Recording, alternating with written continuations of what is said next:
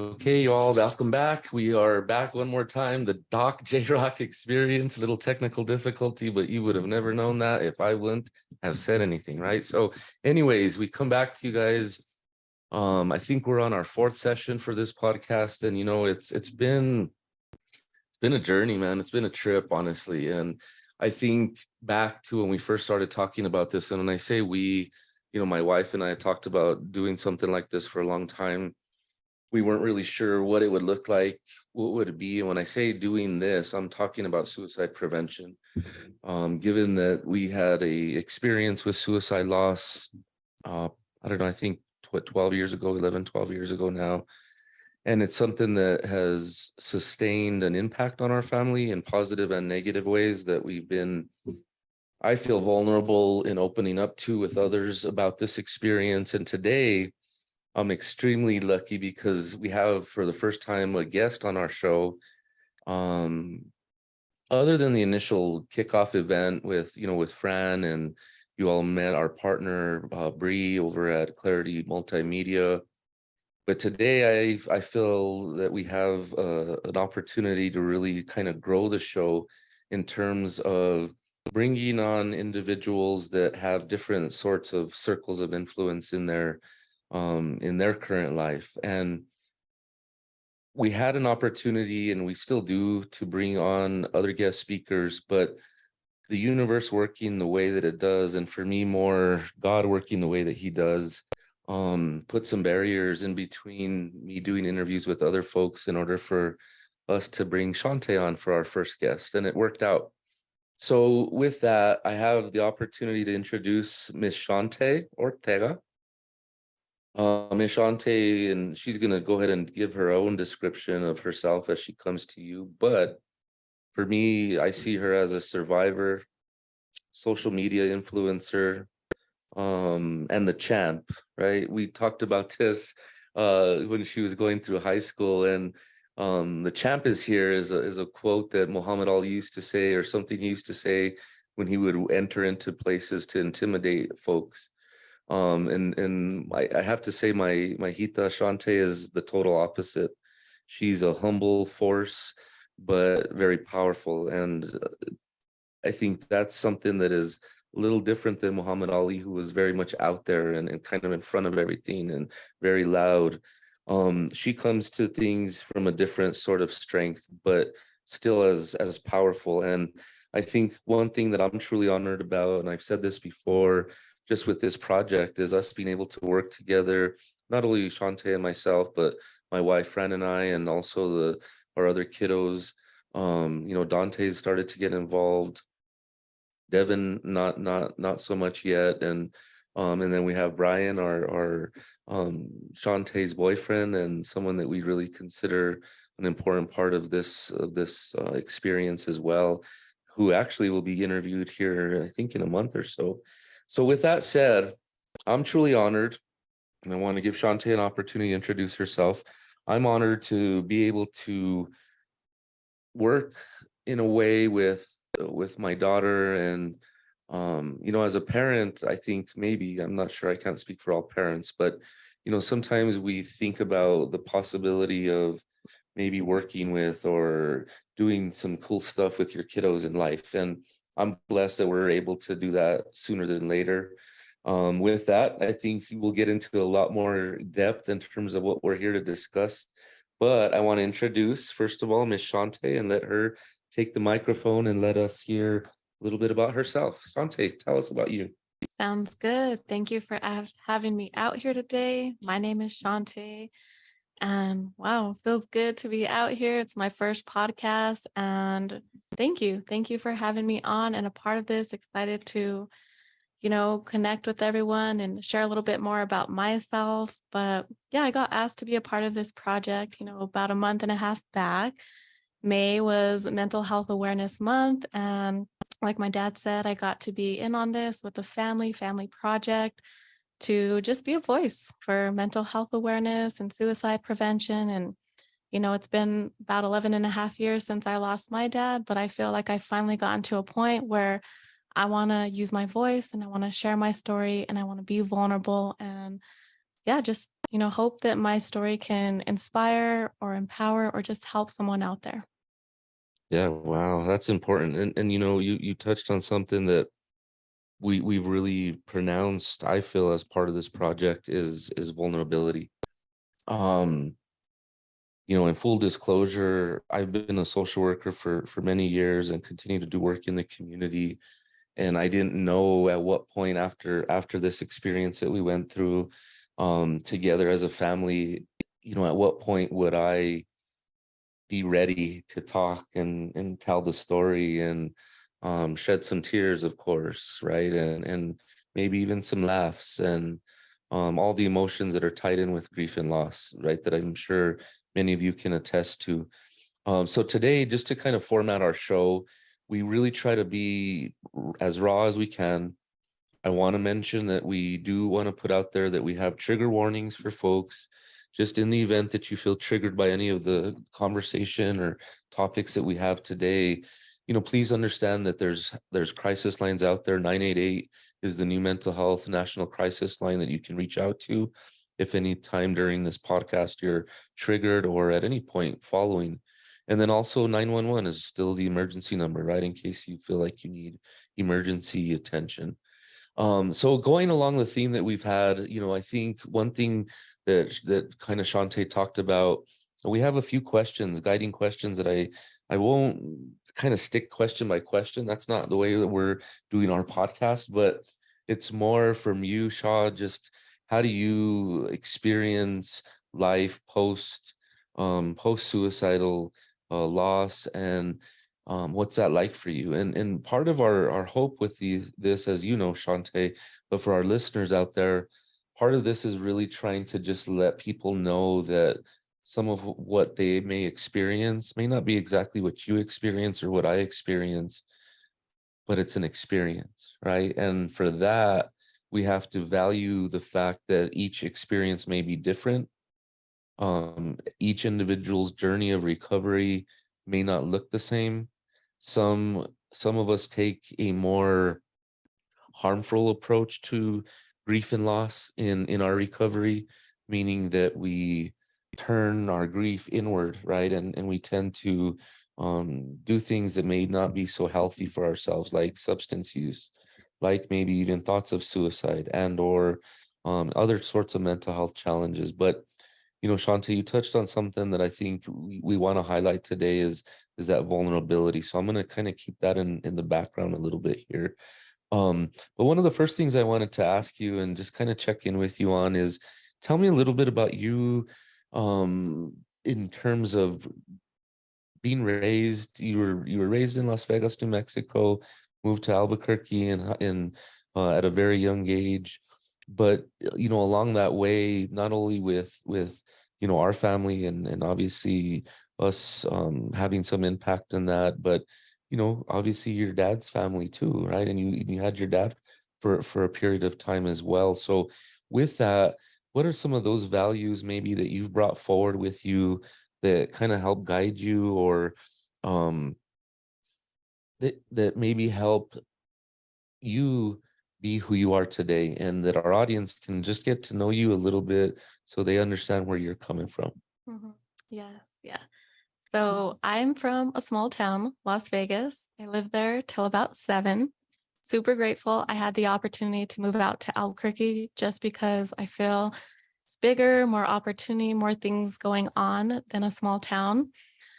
But I feel like something for me that I carried with myself was I was a dancer, and I got into that when I moved here to Albuquerque. Super grateful that I got into something, something where I can move my body and have fun and connect with other girls. And it was tough. It was a tough journey, not gonna lie. Yeah, nice. And I just, remember you and mom always just reminding me not give up, keep going, even when it gets hard, even when I didn't want to show up, even when I didn't want to do the things.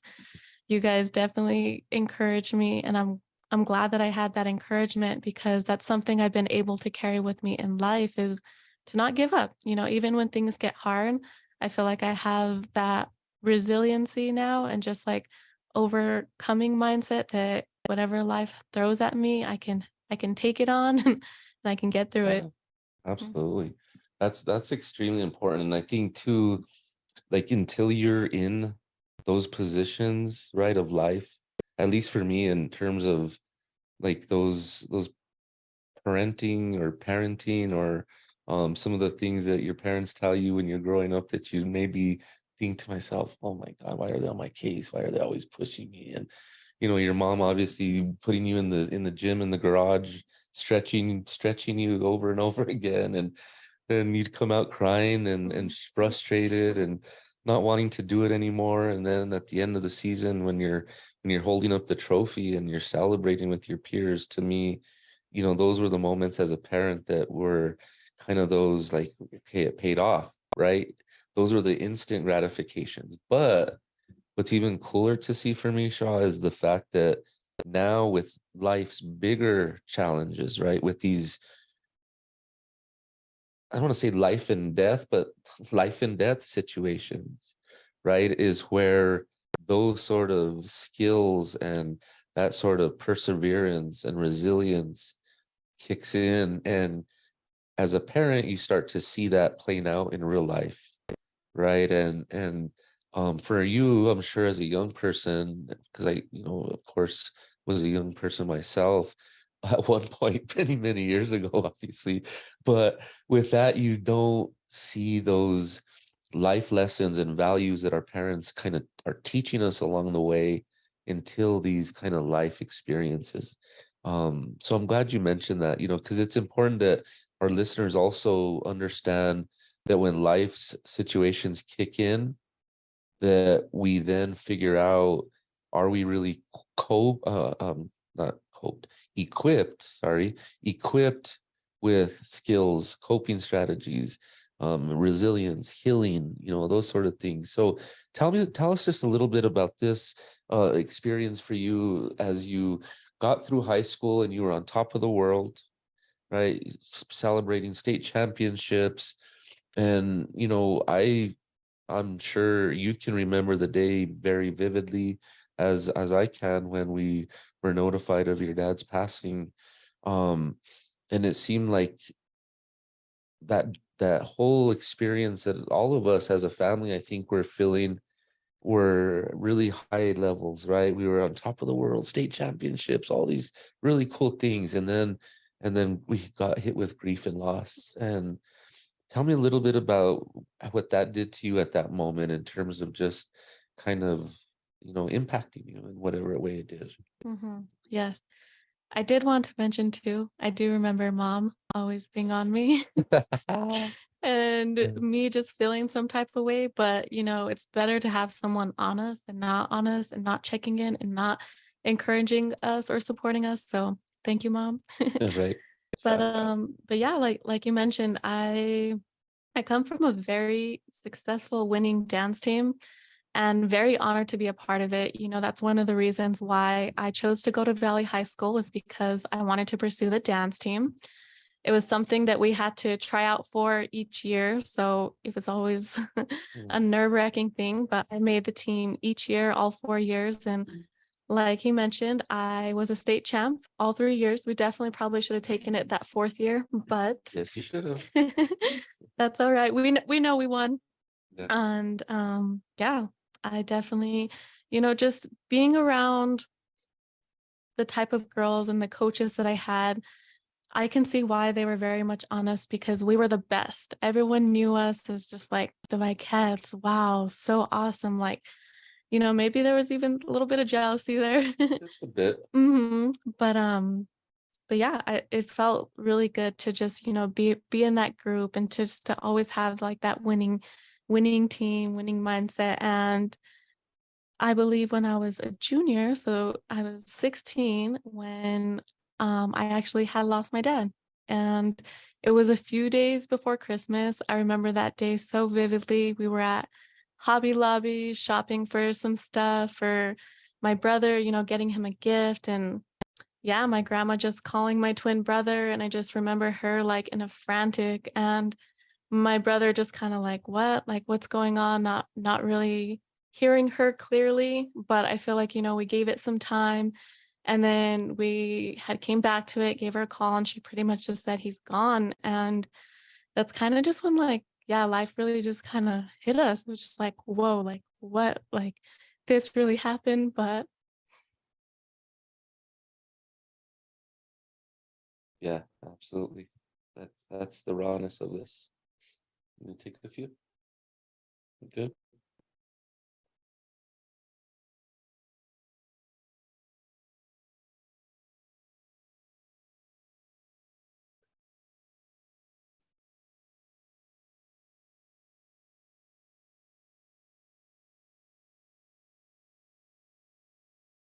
I feel like for myself, I've always wanted to be tough and to be strong and to like hold it all together. But some tears are coming out, and I'm just gonna allow them to flow. But I'm good. There you are. So yeah, and yeah, I'm just like just being vulnerable, you know. And it's okay to cry and it's okay to express and to let the emotions come out, because I feel like when we don't, we hold them in and we store them inside of us, and then that's when things just kind of, can get chaotic. But yeah, that day was pretty tough. And coming home, grateful to have like my mom and dad, and like we were all here as a family, just supporting each other and just, hugging, letting each other know it's okay. It was like an experience for all of us that we had never experienced like ever in our lives. So Mhm. it was obviously a lot of just trying to understand and process, like, okay, this is what happened. It's a few days before Christmas. Like, just still gonna try to like make the best out of things and just be there for as a family. Yeah, absolutely. Powerful. And I recognize your vulnerability, and it really helps me, Shante, to be more vulnerable around this topic as well, because I think for so long, I know for myself, I won't speak for your mom's experience, because actually she'll have a chance to speak about that herself. But what it was also, like you said, it was the real opportunity to for us as parents to also put our money where our mouth was, in terms of like, it's okay to be vulnerable, it's okay to share, it's okay to cry. Yet as a male, and I talked about this last week, did my talk on machismo. I think that, and without speaking for your dad at all, but obviously having very similar experiences, and from where I came from and where your dad came from, right? Northern Mexico, very families that have that cultural belief somewhat of, we don't share our business, we don't put ourselves out there, we don't talk about that, especially as a male. So I think, to me, my experience as you guys were going through that experience was also one of, I have to be tougher. I have, excuse me, I have to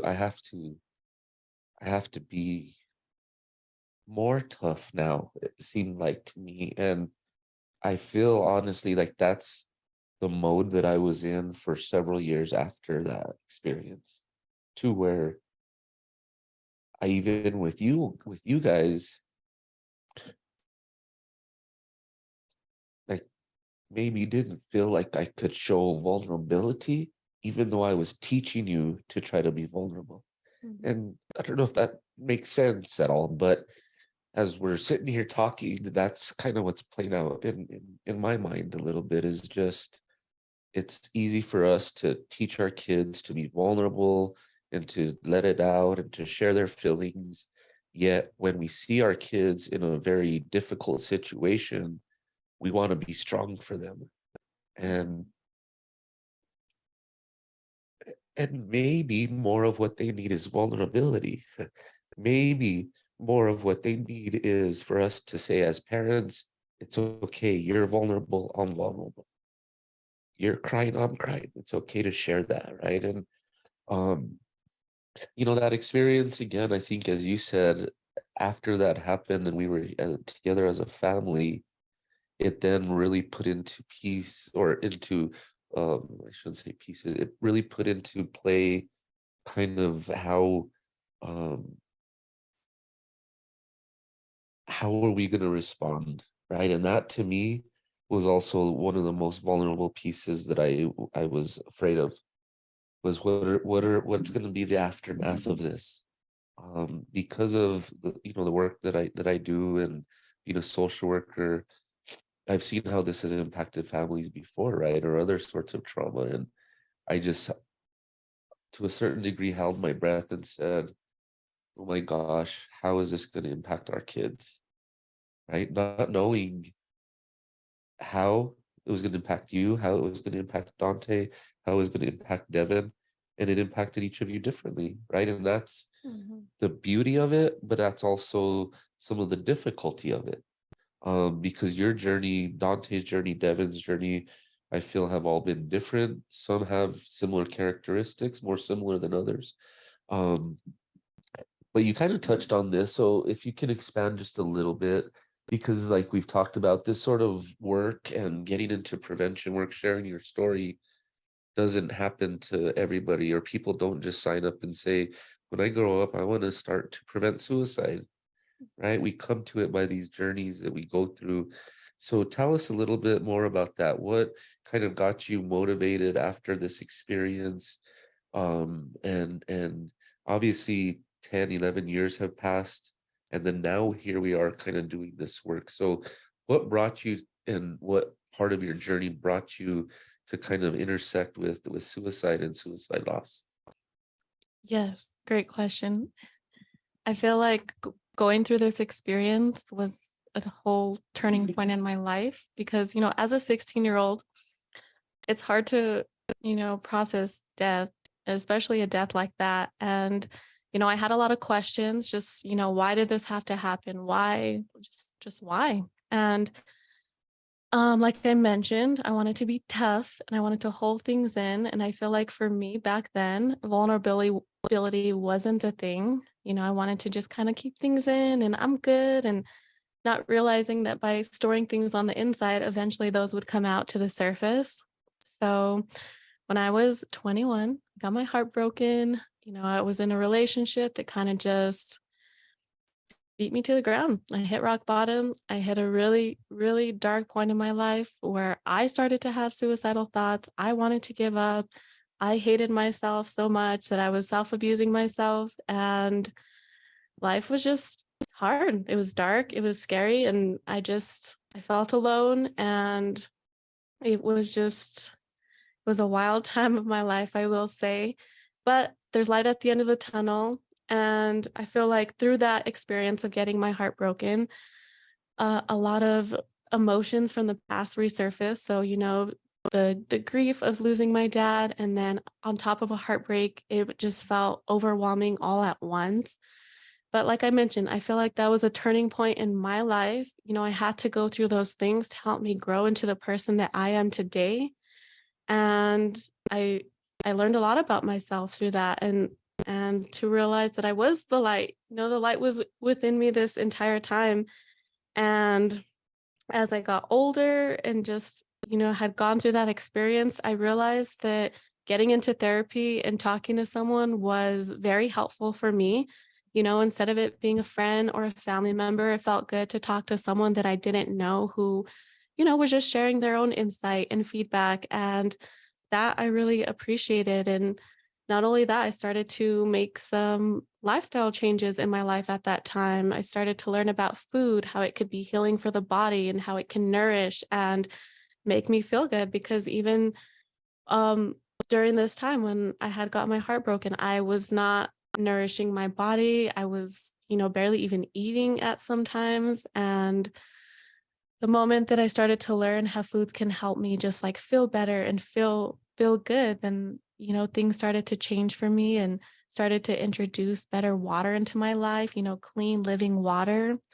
And I feel like, just kind of with all these changes happening in my life, it really inspired me and empowered me that my story can help someone else out there, because I know I'm not the only one who has gone through this. I know other people else out there are going through this, and maybe they don't want to share their story. They don't have the courage to share their story, and that's okay. But I feel like this is what really has led me to where I'm at today, to be an advocate for mental health and wellness because of my own journey.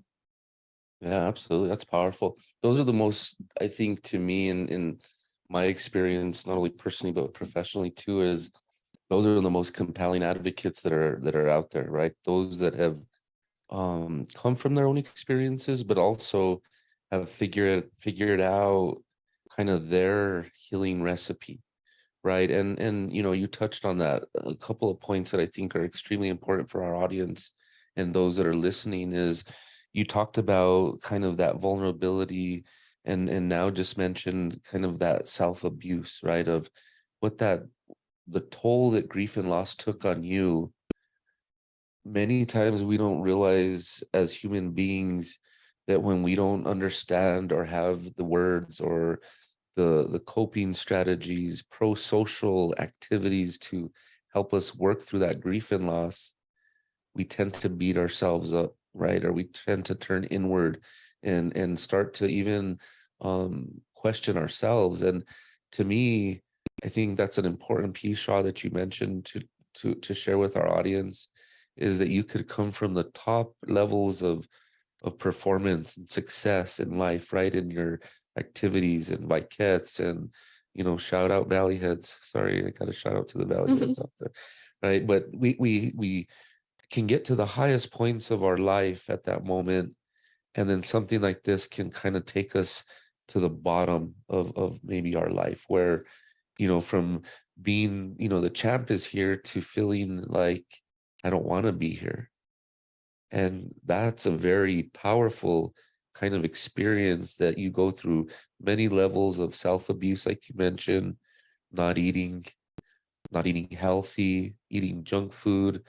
I'll take responsibility from a familial standpoint. I think, your mom and I, just like our parents to a degree, could have done a better job on that end of things, right?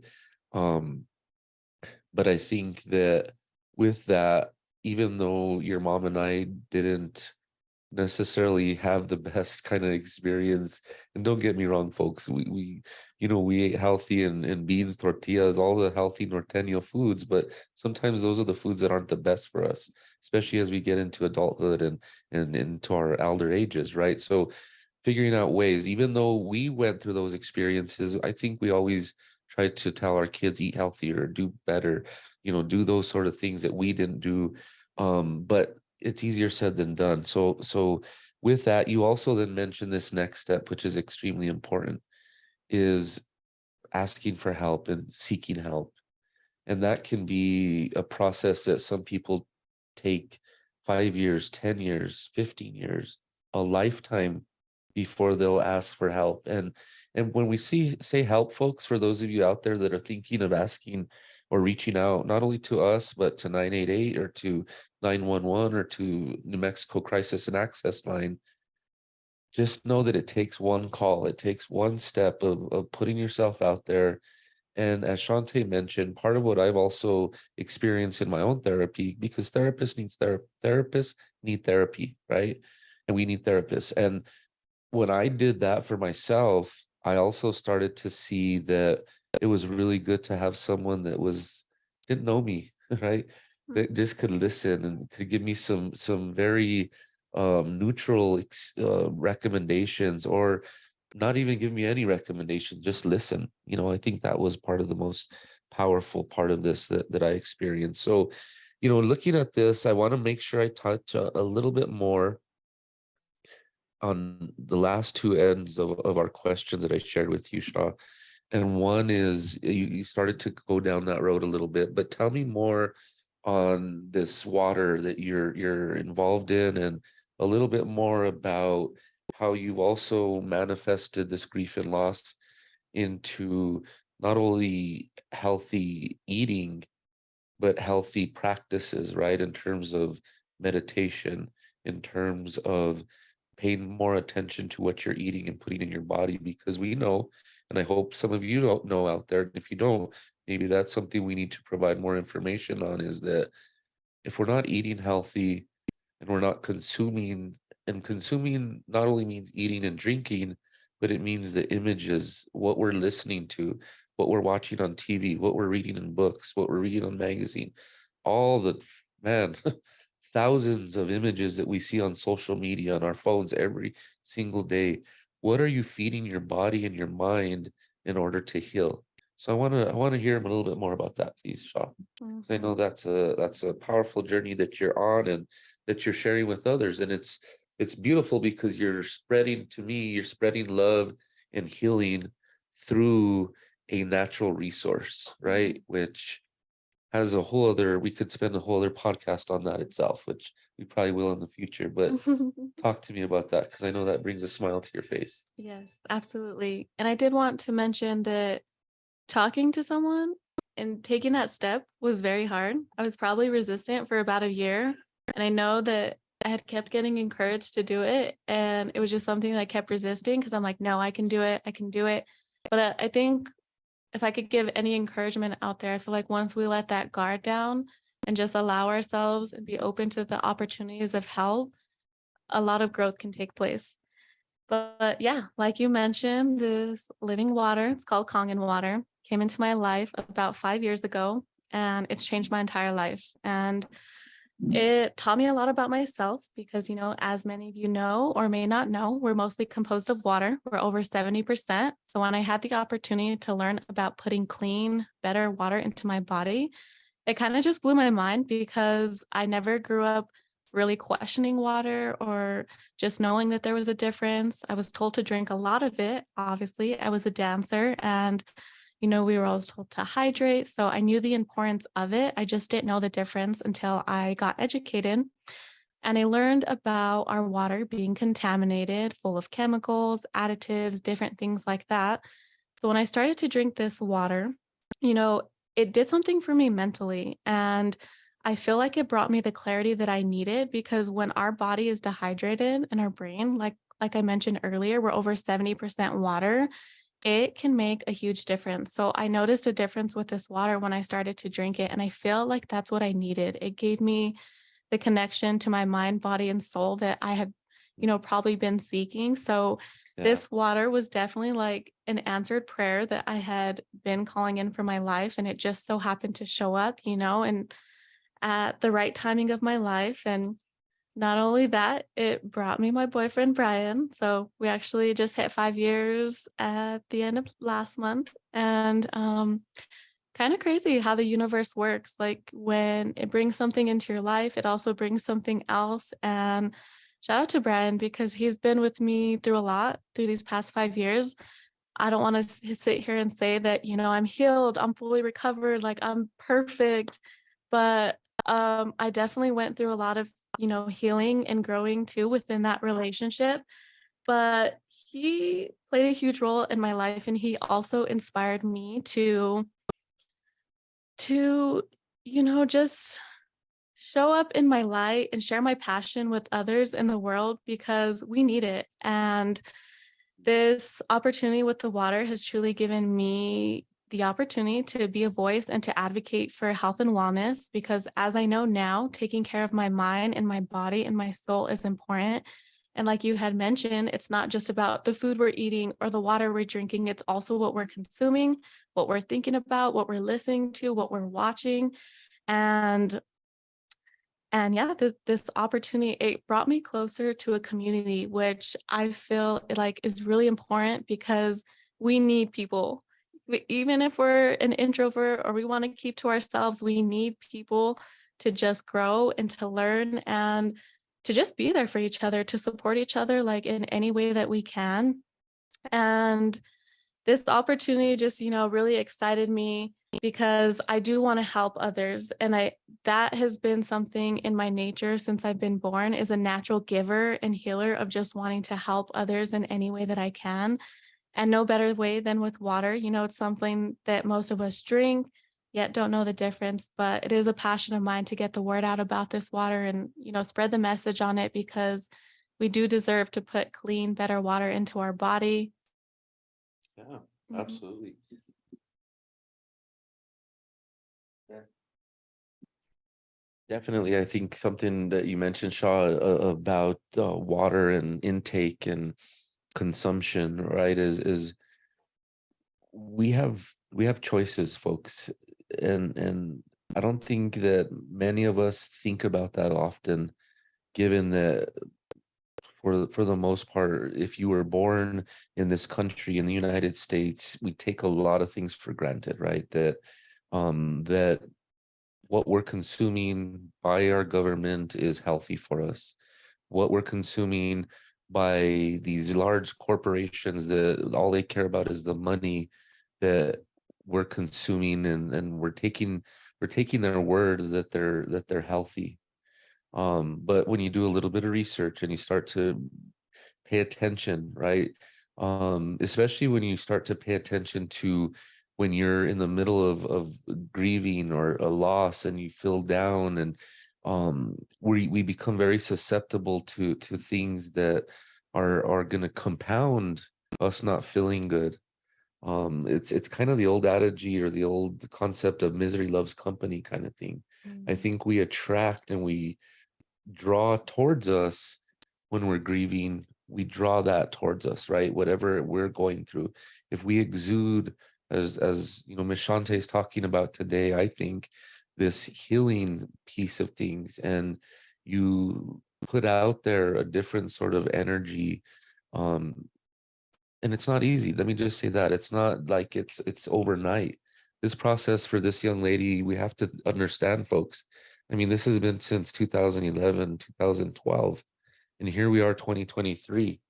So I think for you, Shaw, too, just take a second, right, even just a minute, and think about that process and that journey, and the years, the struggle, the grinding, the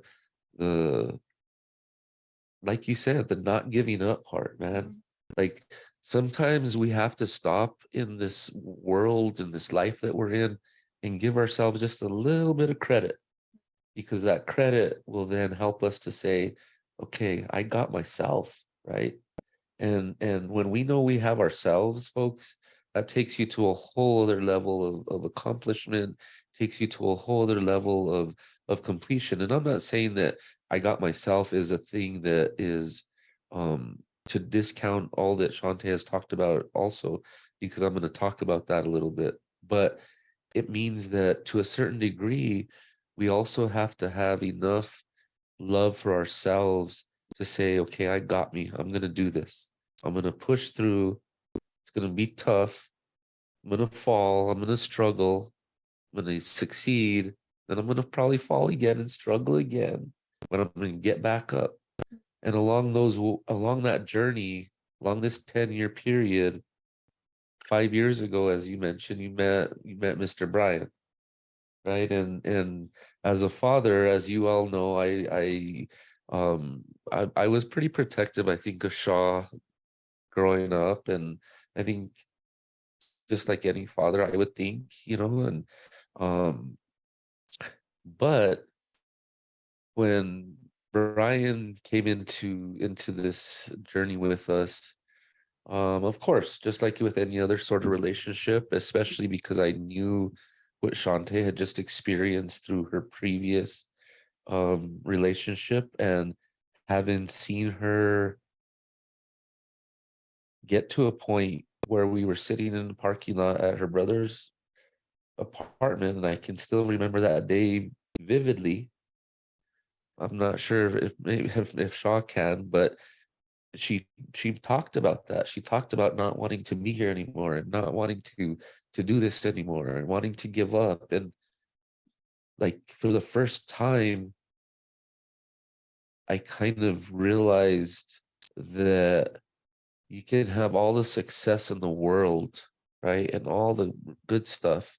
And something like this happens to you, and it can take you to where you don't want to be here anymore. And that's a place that I'm sure some of you that are listening to this podcast have experienced or are experiencing, that you have to realize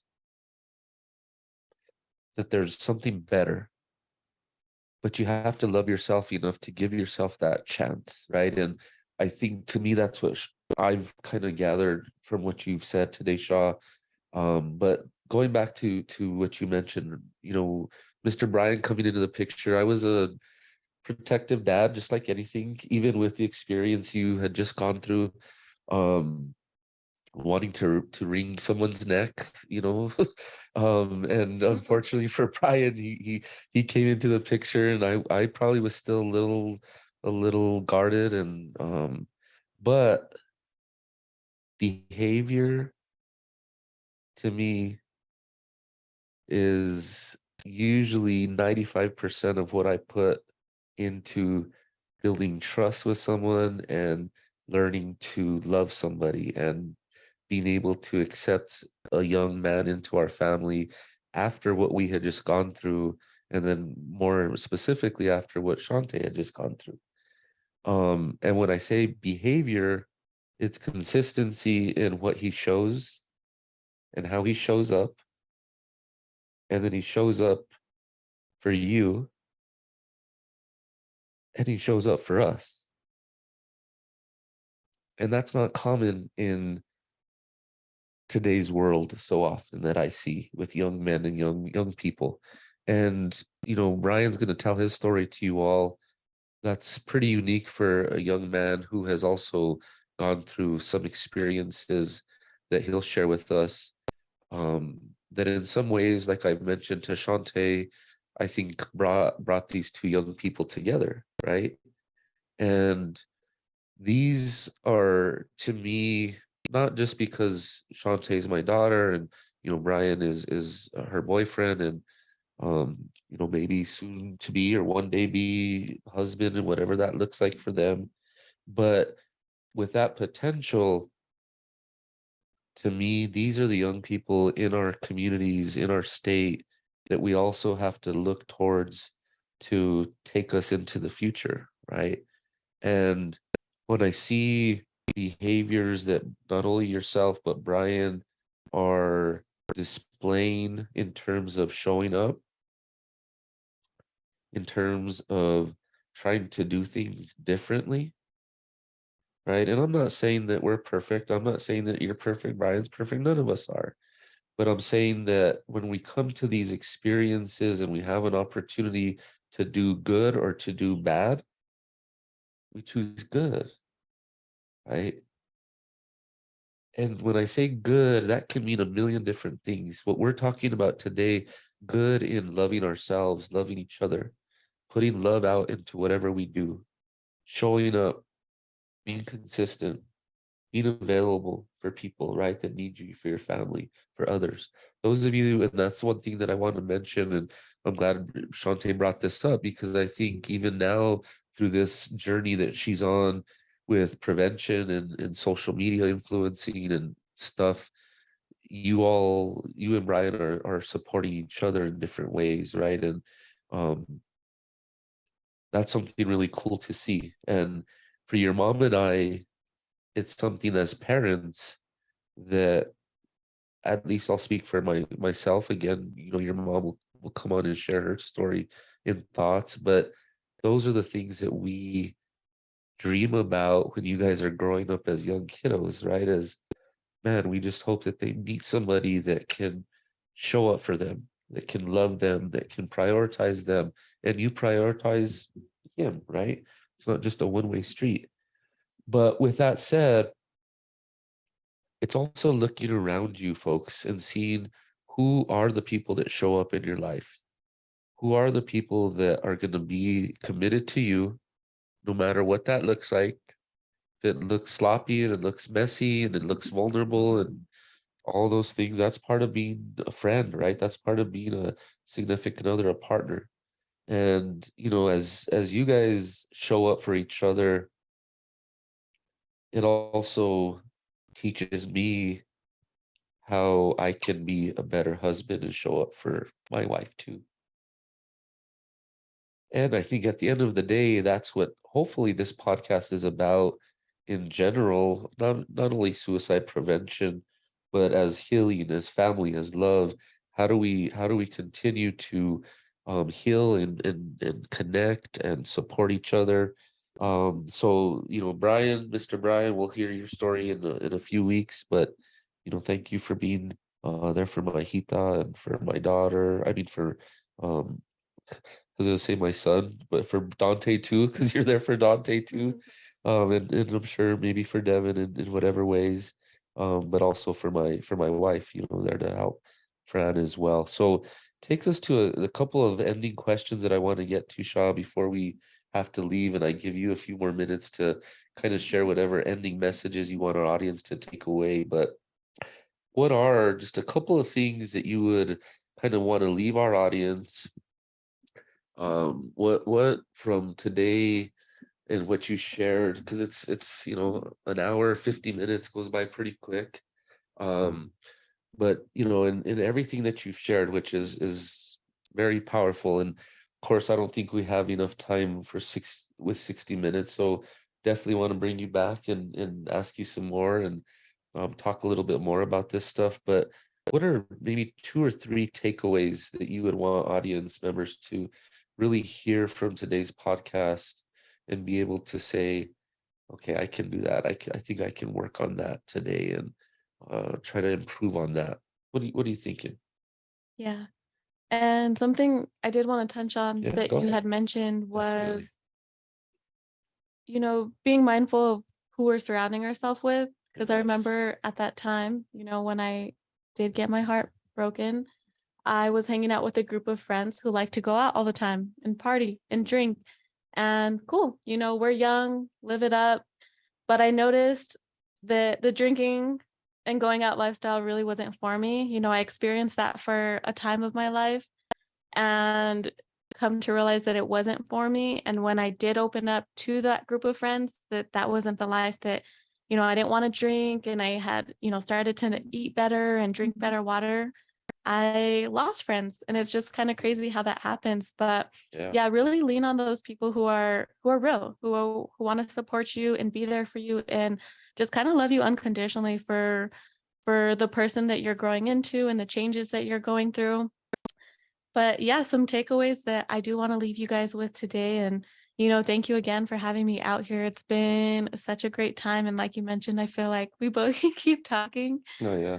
But I want to say some takeaways would be, in life, we all go through grief and loss in some sort of way, whether that's through a death or losing a job or a friend or, whatever that may be. I think it's important when we get to that place to kind of just take a step back and just understand that, everything's happening for a reason and I'm going to get through this. And that it's okay to ask for help, whether that's a friend or a family member, or maybe you want to talk to a counselor, like whatever is going to help you. I say do that. And there's not like a one shoe fits all that you need to do this and you're going to feel better. You need to do that. Like, no, I really encourage you to try something. And if that feels good to you, continue to do that. Do more things that make you feel good. And if you try something and maybe that didn't really feel so good, then don't do it, but at least you gave yourself the opportunity to try, and be open and vulnerable about your feelings and emotions, and know that it's okay to cry. It's okay to talk about things, especially coming from New Mexico. And I know, speaking on the behalf of men as well, like we have to be tough and we have to be strong. If not, we're weak. When it's just like, no, like that's not the case at all. It's important to express and to cry and to just feel, because, as a human, we experience so many different emotions, and it's okay to feel. It really is. And I know back when I was going through my experience, like I said, holding it all in, and something that I didn't mention earlier was, how this water even came into my life was because I was experiencing really bad inflammation in my wrist and my hands. And, at that time of my life, I was also a server and I was a dental assistant and I was going to the gym and I was doing yoga and, just doing all the things. So I feel like I overworked myself. Come to realize that when I went to the doctor and he told me nothing was wrong, I was just like, "What in the world?" And as time went on, I got to reflect back and think back on that experience of like, wow, I was holding so much in. hurt, pain, heartache, anger, sadness to finally figure out that it manifested into my physical body. And that's why I'm really just encouraging that if you are feeling some type of way, to really feel how you feel, because we can manifest that into our physical body and however that may look. And that just so happened to be with my wrists and hands. But yeah, and maybe my last takeaway would be is to not be shameful of, the things that you go through in life, because, this whole human experience is a ride and we kind of never really know what we're going to go through. It's just like True. a spontaneous, unexpected events can happen. And I feel like it's important in those situations to not allow it to take us over, instead to heal and to rise and to overcome, because we got this. We do. And sometimes, life does feel very hard, and it's just like, what in the world? Like one thing after another. Why is this happening to me? But yeah, don't ever be shameful of the things that you're going through or you're bringing up, or just anything in life, because we all go through it. And for me, I really enjoy sharing my story because I know that other people out there are also going through things that maybe don't even feel comfortable talking about it, but oh, they stumble across me on social media and they got to hear my story and they're just like, whoa, wow, like thank you for sharing. Like that's what I'm doing it for. And this project and being a part of this podcast and working with the family has been really important to me, because like my dad had mentioned, I guess you can call me a social media influencer. I mean, for me, it started out as just posting photos of myself and moments, but then it kind of just evolved into, just showing up as my authentic self, being transparent and shining my light and just sharing my positivity and love, because we need it. And sometimes it's hard to stumble across that on social media because people are being trolls, or they're being negative, or they're just wanting to project and start things and go back and forth, but not for myself and how I utilize my platform. So, like I said, this project has really just kind of given me the opportunity to spread a message on mental health awareness and suicide prevention. And, it's not easy to talk about. Obviously, you saw me shed some tears earlier, and I didn't think I was going to come into this crying today, but you know what? It happens. And like in those moments, like I said, just got to let him flow, just got to let it come out, because it's good to release. And trust me, I feel so much better after that. I'm like, whoa, I didn't even know that I needed to come out, but Yeah, I'm glad that it did. So, that's amazing. mhm. It's amazing too when you go into an experience, and again, I think it's the being in the chair, right? Sometimes you don't realize that there's something still that you gotta just get out there. And for those of you again that may have felt something today, whether it was based on Shantae's experience and her journey, maybe something I mentioned, just know that that may be your calling, right? That may be that spark within you that's saying, I need to do something. And believe me, folks, like I told you all before, obviously you can see my daughter and my wife have the face for TV and for podcast and YouTube. I'm more of a radio face, right? I can be behind the scenes, but I felt like I had to be vulnerable. I felt like with the platform that I have, I had to be able to put myself out here a little bit more. um that doesn't mean that this is the route that everybody takes, right? Your journey and how you get out there may be reaching out to a friend that you know is depressed. It may be you reaching out to a parent, a family member, someone you haven't seen in a while that you know experiences depression or sadness, or maybe just lost somebody.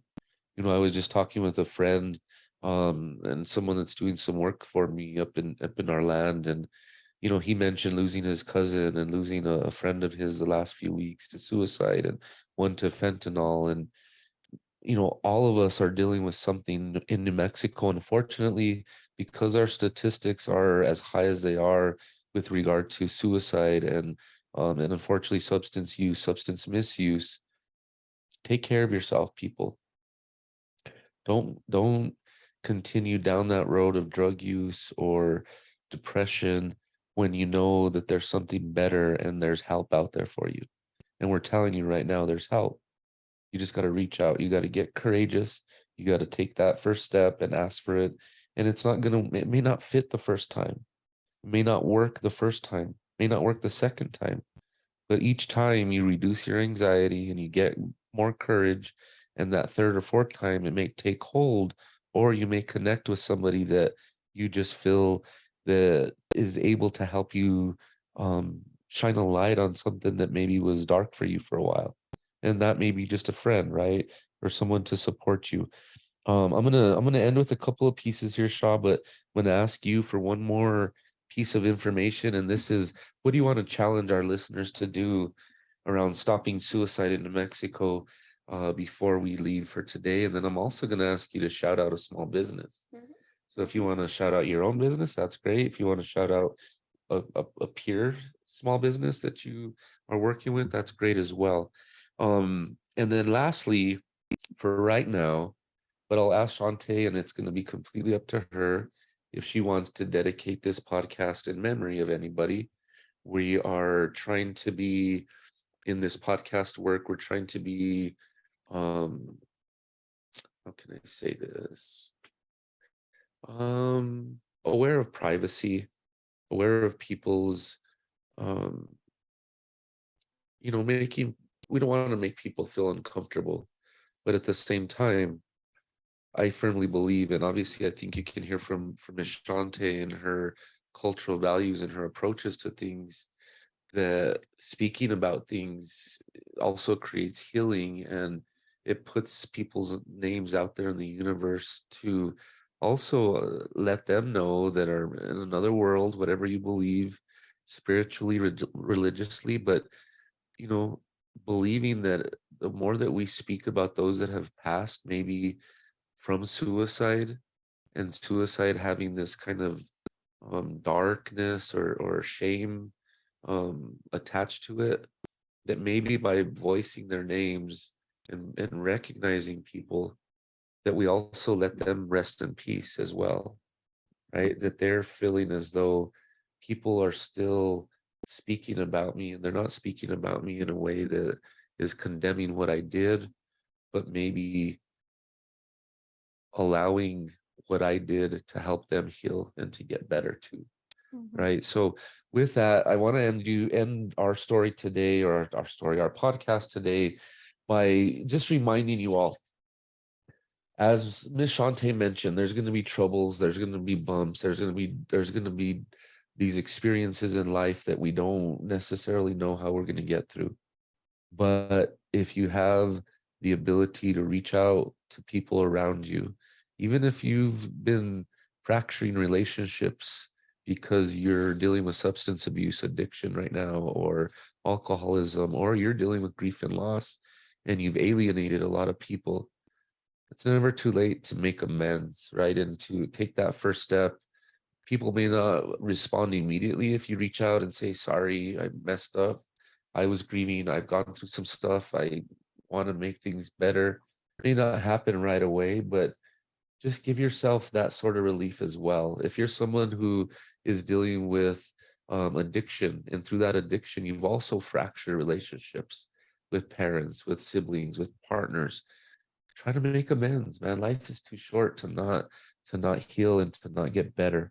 I'm gonna give you guys one challenge that I wanted to give to our listeners, and I'm gonna ask Shante to do the same, and then we're gonna end our time together with identifying and recognizing a small business, and then whoever Miss Shante wants to dedicate this podcast to.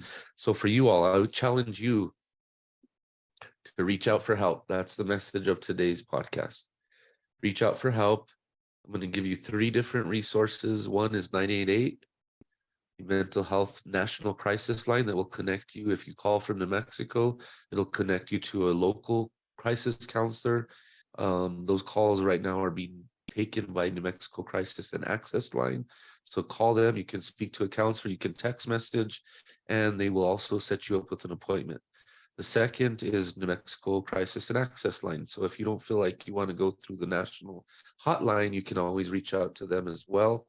And then third, we want to send, or I guess remind you all, send some reminders out around our website, right? suicidestopit.com.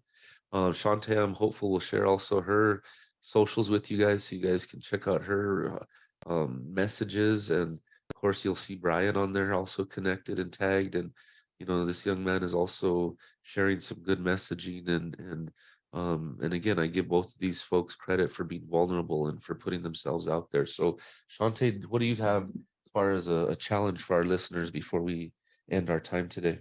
Yes, so I want to challenge you guys and encourage you to check in on your people. It's as Yes. simple as sending a quick text, Thank you. giving a quick call. Hey, how are you doing? You doing okay? Any way I can support you?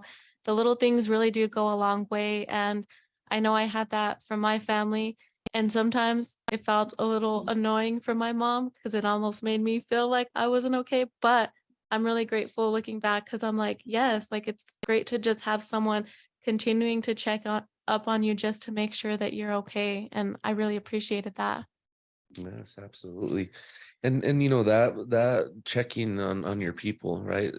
Um it's also something to be said about social media, and it's kind of interesting because I haven't been really on social media for the past probably, I don't know, a month maybe or so, and it's been a transition, but I also felt like for my own sanity after May, I kind of needed that detox from social media and just all the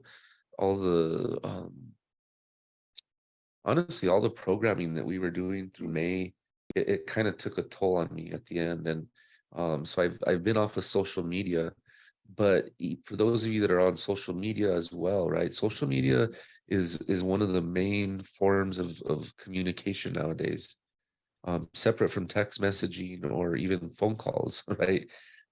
So paying attention to social media trends around suicide is also very key. And what I mean is, to Shantae's point, pay attention to your friends and their social media. Do you have friends that are constantly, always on social media, and then they start to withdraw and start to not post, and or maybe start to post kind of these trivial kind of things and you're not too sure? Hey man, reach out, message them. What's going on, man? Noticed you weren't on social media. Doing okay? You taking a break? What's happening? Right? That's all we got to do. Um, for those that are posting on grief stuff, and I get it, some of us have those friends that, and maybe I'm one of those friends that constantly posts different sorts of quotes and uplifting stuff, and maybe sometimes that shifts a little to the dark side of stuff, right? Maybe that's something that's reflective of how they're experiencing their journey right now. So hey, check on them.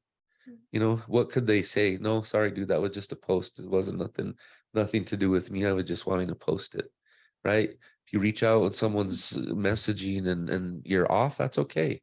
You still checked in with folks. Last thing, Shante, before we go, I want to ask you for your small business shout out. And then if you make a decision that you want to, again, dedicate this podcast to someone, go ahead and do that at this point. Yes, my business shout out, Icy Goods, my twin brother. He's been pursuing his own business for the past few years, and I just want to acknowledge him for taking that step. It's not easy to step away from the norm and kind of do something a little bit different, but shout out to anyone who has the will to pursue their own business. And it's jewelry. He makes his own, puts a lot of love and good energy into it. So it's EYESEEGOOD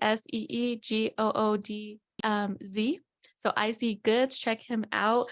I did want to also share with you guys my platform. So I'm on Instagram and Facebook and TikTok, many different platforms, but mine goes by Shante Simone O. So ShanteSymoneo. And yeah, feel free to reach out, connect with me. I love connecting with new people. And I just want to dedicate this to my dad, Leon. It's been 11 and a half years since you've been gone, but I like how you mentioned just, still talking about him. And I feel like that's something I don't really do, talk about him enough. But, he is my dad. He did upbring me into this world, and I wouldn't be here because of him. So I just want to say, like, through this whole experience, I could have let it defeat me, but I didn't. It made me stronger, and it made me realize what I don't want to do in my life and how I want to impact others. Not to say that what you did was selfish or wrong in any way. You did what you had to do because you felt like that. And, you know, it does suck to see someone get to that point where they feel like they do have to, end their life because of the pain and the heartache. But that's why, we're doing this podcast, is to let you know, like, ask for help and talk to people, and do what you got to do to get yourself feeling better, your mind and your body and soul, because you are important and we need you. And Dad, I'm just gonna keep on living my life, shining my light. And I do have every intention to leave a legacy behind and to help others and to impact the world. So thank you. Yes, amen to that. And with that, guys, we always want to end with some good vibes and some good music. And, one of the things that we as a family also start or try to utilize is music to heal, right? And whatever you find to heal, bring that to the forefront and make your life and your healing a priority. This is Dr. J Rock Experience featuring our Suicide Stop It New Mexico campaign. Don't forget to visit our resources, suicidestopit.com. We're also on Facebook and on Twitter, Spotify and Apple Music. So stay blessed, stay safe out there, and we'll see you next time. Later, bye.